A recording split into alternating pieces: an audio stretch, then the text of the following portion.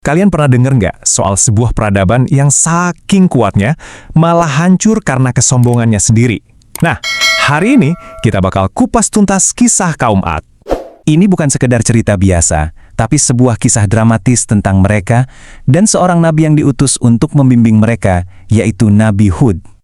Oke, pertama-tama, siapa sih sebenarnya kaum Ad ini? Yuk kita kenalan dulu. Jadi kaum Ad ini tinggal di daerah perbukitan pasir yang namanya Al-Ahqaf. Letaknya itu di antara Oman dan Yaman modern. Dan mereka ini, wah, bisa dibilang dapat paket komplit, diberkahi dengan segala keunggulan yang bisa dibayangin.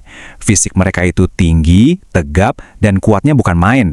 Bayangin aja, dengan kecerdasan dan kekuatan fisik yang luar biasa itu, mereka bisa menciptakan kemakmuran yang, ya ampun, nggak ada tandingannya pada zaman itu. Kalau soal perang, jangan ditanya, kehebatan mereka bikin kaum lain gemeter ketakutan.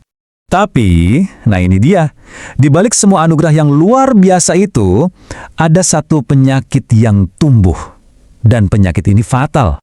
Bukannya bersyukur, kekuatan itu malah bikin mereka sombongnya minta ampun, kesombongan yang mendarah daging. Ujung-ujungnya, mereka jadi kejam, beringas, dan parahnya lagi, mereka lupa dari mana semua berkah itu datang. Dan yang ironis, mereka ini jadi kaum pertama loh yang balik lagi menyembah berhala setelah peristiwa banjir besar di zaman Nabi Nuh. Mereka salah kaprah, ngira kalau patung-patung itulah yang ngasih mereka kekuatan dan semua kemakmuran itu. Nah, karena kesesatan mereka udah makin menjadi-jadi, akhirnya diutuslah seorang pembawa pesan. Dan utusan ini berasal dari kaum mereka sendiri. Namanya adalah Nabi Hud. Beliau datang dengan satu misi, mengingatkan mereka untuk kembali ke jalan yang benar. Nabi Hud ini sabar banget. Beliau terus-menerus mencoba menyadarkan mereka, mengingatkan lagi dan lagi. Lihat deh semua karunia yang kalian punya, ternak yang sehat, kebun yang subur. Beliau cuma minta mereka untuk bersyukur sama Tuhan yang sejati, bukan sama patung-patung yang nggak bisa apa-apa itu. Gimana respon mereka? Wah, mereka nolak mentah-mentah. Nabi Hud diejek, dibilang gila, dan dianggap cuma manusia biasa, sama kayak mereka. Bahkan, saking anehnya, mereka nuduh kalau berhala-berhala mereka lah yang bikin Nabi Hud jadi nggak waras. Kebayang nggak? Dari sekedar ejekan, sikap mereka ini makin parah. Mereka mulai berani menantang secara langsung. Dan tantangannya ini nunjukin pembangkangan yang luar biasa. Mereka ini udah kayak mabuk sama kekuatan sendiri. Mereka benar-benar percaya kalau mereka itu nggak terkalahkan, nggak ada satu hal pun di dunia ini yang bisa mencelakai mereka. Dan ini dia puncaknya.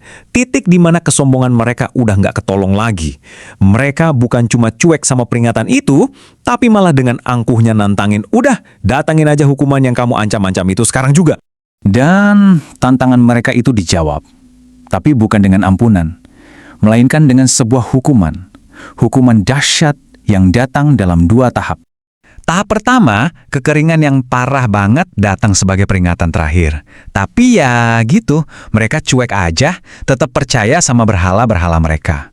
Terus, muncullah awan gelap yang tebel banget di kejauhan. Bukannya takut, mereka malah seneng dan bersorak-sorak. Padahal, awan itu sama sekali bukan pertanda hujan. Itu adalah awal dari badai yang luar biasa dahsyat. Sebuah angin topan yang mengamuk non-stop selama 7 malam dan 8 hari penuh. Dan angin itu melenyapkan semuanya. Seluruh peradaban mereka hancur lebur. Bangunan-bangunan megah, kebun-kebun yang subur, dan semua orang yang sombong itu semuanya musnah, hancur jadi debu.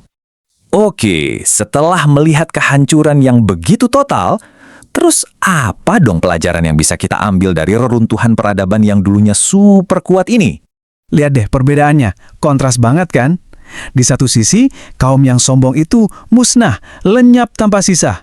Tapi di sisi lain, Nabi Hud dan segelintir pengikutnya yang beriman, mereka semua diselamatkan secara ajaib. Jadi, poin utamanya di sini adalah kehancuran mereka itu bukan karena mereka kurang kuat atau kurang kaya, sama sekali bukan. Mereka hancur justru karena kesombongan mereka sendiri. Kesombongan yang bikin mereka jadi buta dan tuli, nggak bisa lagi melihat kebenaran. Nah, kisah ini meninggalkan kita dengan satu pertanyaan yang relevan sampai kapanpun. Di mana sih batas antara percaya diri yang sehat dengan kesombongan yang menghancurkan? Sebuah pengingat buat kita semua untuk selalu waspada, untuk selalu introspeksi diri, nggak peduli setinggi apapun pencapaian kita.